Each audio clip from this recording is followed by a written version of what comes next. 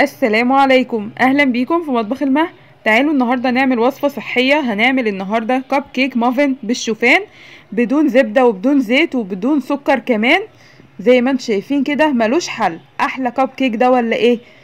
طريقته سهله جدا ومش هياخد منك وقت خالص، طبعا للدايت والمرضى السكر، وطعمه كمان رهيب. يلا نسمي الله ونصلي على رسولنا الكريم وكملوا معايا لاخر الفيديو. اول حاجه معايا هنا الشوفان. انا معايا هنا كوبايه ونص من الشوفان، انا جبته كده وطحنته نص طحنه. ممكن تستخدمي الحبايه الكامله زي ما انتم شايفين اللي هي الشوفان دوت، او دقيق شوفان عادي. انا هنا طحنته نص طحنه في المطحنه. معايا هنا بقى 2 موزه وسط كده. اهم حاجه يكون الموز مستوي عشان انا مش هضيف سكر هنا خالص. زي ما انتم شايفين جبت الموز كده وهبتدي اهرسه بالشوكه.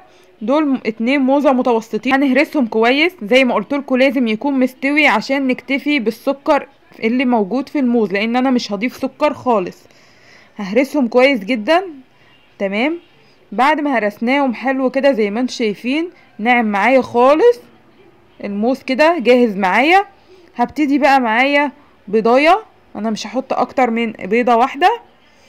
هكسر البيضة كده على الموز بتاعي. انا ولا هستخدم هنا خلاط ولا بضرب ولا اي حاجة، انا هشتغل بالشوكة وبالمعلقة عادي.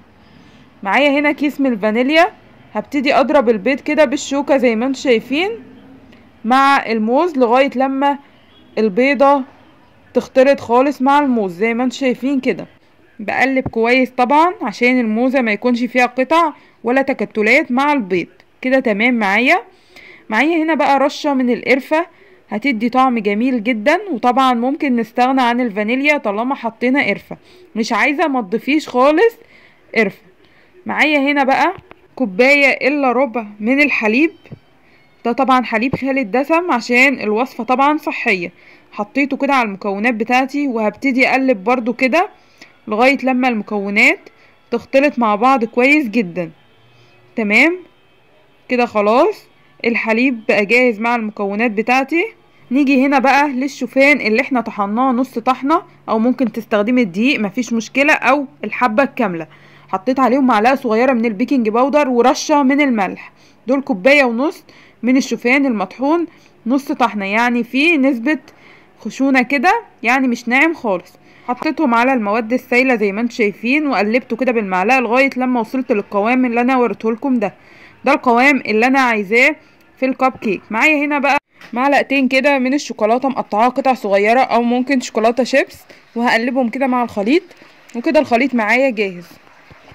معايا هنا بقى صينيه الكب كيك هدهنها كده دهنه بسيطه من الزيت. انا مش هستخدم هنا ورق كب كيك خالص عشان المافن او الكب كيك اللي احنا هنعمله ما يلزقش فيها. بعد كده هحط الخليط بتاعي في صينيه الكب كيك، بس مش هملاه على خيرها زي ما انتم شايفين، يعني 3/4 كده. واخلص كده الكمية كلها. عملت معايا 9 قطع كده زي ما انتم شايفين. بعد كده معايا شوكولاتة قطع صغيرة كده حطيتها على الوش، ممكن تستغني عنها. ادخلها بقى الفرن على درجة حرارة 180 فرن سخن لمدة ما تقلش عن 25 دقيقة لغاية لما تستوي معايا وتاخد اللون الذهبي الجميل زي ما انتم شايفين. شايفين بتطلع بسهولة جدا من الصينية، مش محتاجة اي حاجة. بعد ما طلعناها من الصينية طبعا هي استوت واختبرناها كمان بالخلة. نقطع بقى المافن بتاعنا او الكب كيك الشوفان.